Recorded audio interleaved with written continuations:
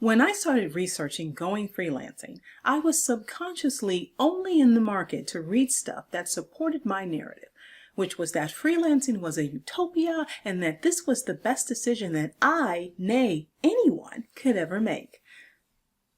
So, needless to say, I had to learn by doing. But we're all for experiential learning here, right? Right? So I hadn't properly assessed the risk, obviously. And I really didn't look risk in the eye until about 7 or 8 years in. So this is the thing. Freelancing is risky business. For real, for real. That's too for real, so you know I'm serious. When people ask, what's stopping you? I'm like, a lot. Like a lot of things. I mean, right? Is it just me?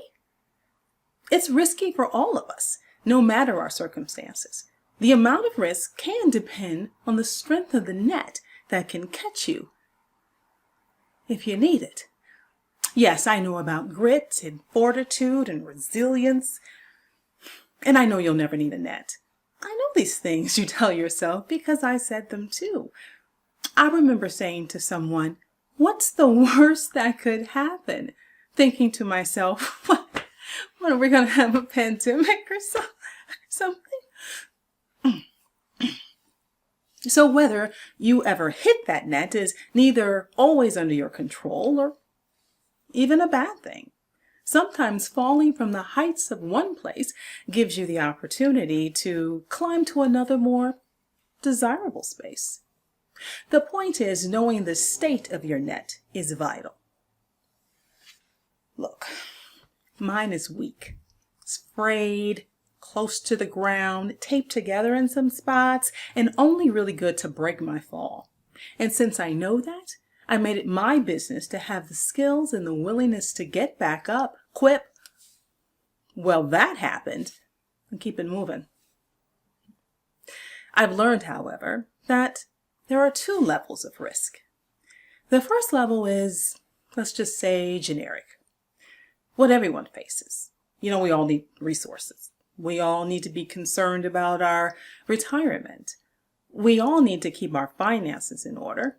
You could fall on your keyboard and be taken to a web page about that stuff.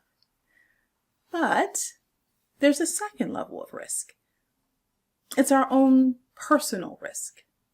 Only you can define what those are, but it takes a certain level of honesty to do so. One could argue that even acknowledging these risks is in and of itself a risk. So naturally, I ignored these risks for a very long time.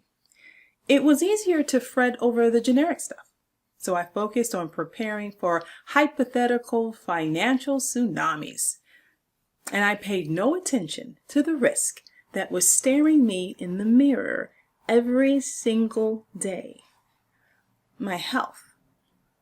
This was the only real and current threat to my career, my future, and my life.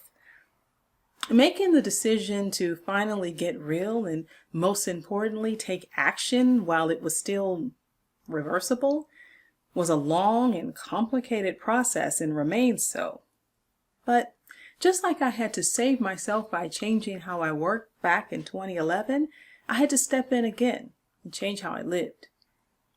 I'm not sure anyone can fully negate these risks, but you can find ways to intervene and preemptively reinforce that net before you need it.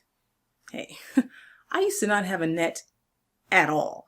I mean, I literally started freelancing with no net at all. I had to weave it myself, thread by thread, while I was freelancing. And I still wouldn't have done that had I not been willing to accept that freedom has a price. Pay now or pay later with interest.